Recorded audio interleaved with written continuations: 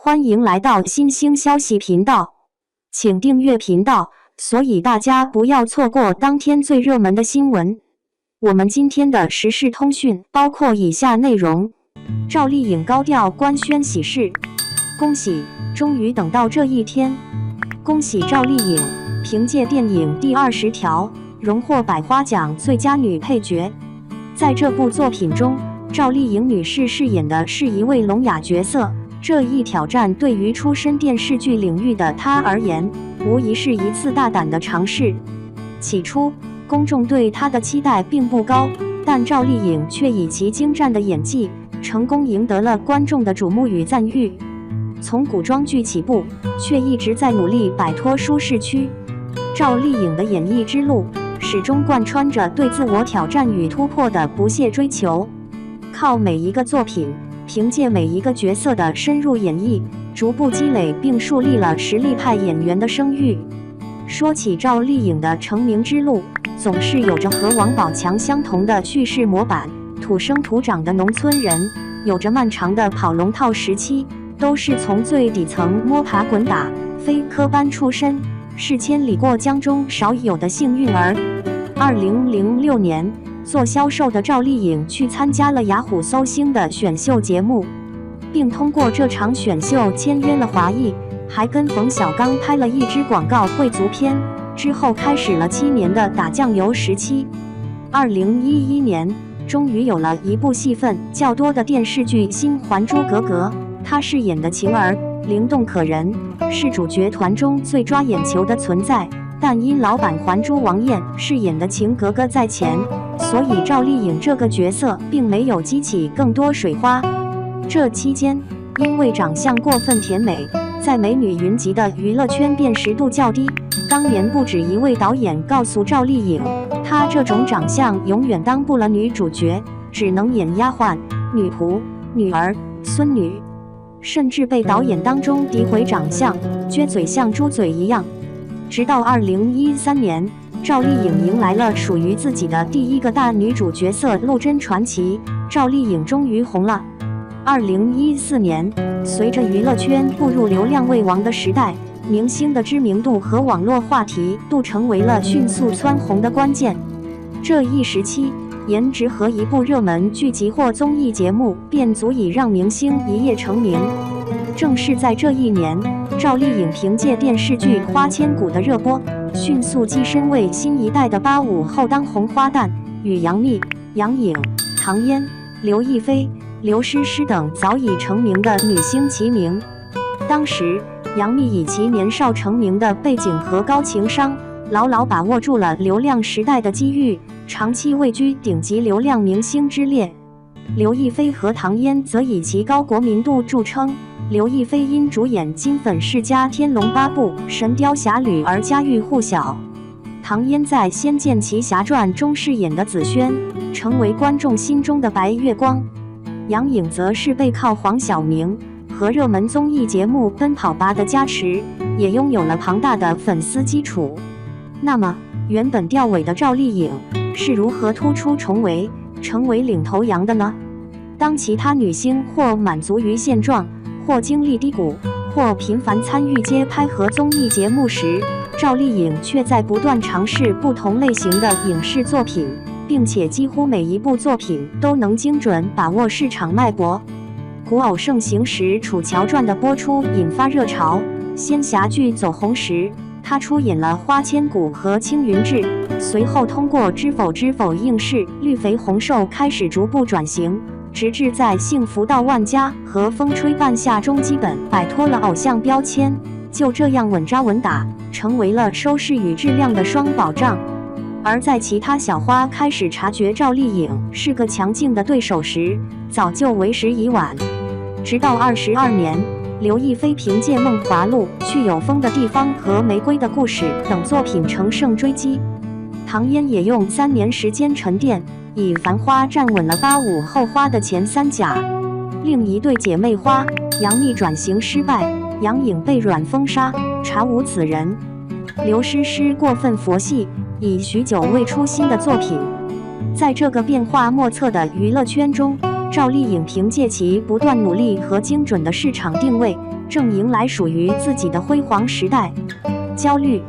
即将迈入40的85花，每个人都在努力在争取，但在流量时代走偏了太久，回归老本行时，这条路早已更加拥挤。上有演技派大青衣压阵，马伊琍、袁泉、梅婷、刘琳、樱桃，几乎年年出爆剧；下有90后、00后、杨紫、赵露思等人抢资源，还有周迅、章子怡回归电视剧领域，进一步加剧了市场竞争。前狼后虎，僧多肉少，虎视眈眈。往前看，40加的女明星每人手中都有可以吃一辈子的老本，还有重磅奖项。梅婷的《不要和陌生人说话》，即便过了20多年，也依然是众人记忆中印象极深的一部剧。何况还有一部《父母爱情》。刘琳从《父母爱情》到《知否隐秘的角落》，漫长的季节，爆剧中几乎都有她的身影。而孙俪一部《甄嬛传》，就算躺平都可以吃一辈子。海清国民媳妇的名声不是盖的蜗居，王贵与安娜小别离近2年涉足电影，也获得不菲的成绩与口碑。70后的女演员，演技、奖项、作品，每个人都知多不少。往后看，杨紫的演技、国民度与资源和85花的相差无几，可以说是最具有竞争力的对手。而此时的85花正处在一个关键的转折点，全体演技依然有极大的提升空间。如赵丽颖的凭借《风吹半夏》提名第28届上海白玉兰电视节视后，却3次陪跑，好在心态很稳，来日方长，继续跑总有追上的一天。流量时代积攒的人气终会消失，只有好的作品才能穿越时间，成为永恒。回看85花的经典作品，很少有看客能快速说出他们的作品。刘诗诗的《步步惊心》已经是10多年前的作品，杨幂即便从未断档过，但都做到了影过无痕。杨颖即便拿过重量级奖项，但并不服众，对着镜头360度展现美貌，无论高兴还是悲伤，都一并瞪大眼珠装无辜的演技淘汰在起跑线上。反观4弹双冰，足够吃老本的《还珠格格》情深深雨蒙蒙风声十面埋伏，确立了在观众心中不可磨灭的地位。算法之外，是对演技的审视，在普通观众那里有着更现实的评判标准。即使网络上票房几亿的电影，也因为拙劣的演技被无情地打上低分。如《你好，李焕英》，除了故事情节感人外，张小斐的演技功不可没。想象一下李焕英回眸一笑的镜头，换做一个流量明星来演，她瞪着戴美瞳的大眼睛转过身，无论多么楚楚动人，都无法令观众入戏。就算美如天仙，干瘪的表演如果无法触碰到角色的内核，观众依旧不会买账。好的演技无关美貌，无关衣着，它是超越外在一切，与角色融为一体，到达观众的心里，引发共鸣。它是令观众不可忽视的东西。近几年，刘琳、朱媛媛、海清等这些中年女明星，让我们看到了演技的参差。她们以其深厚的演技功底和对角色的精准把握，展现了与流量小花截然不同的艺术魅力。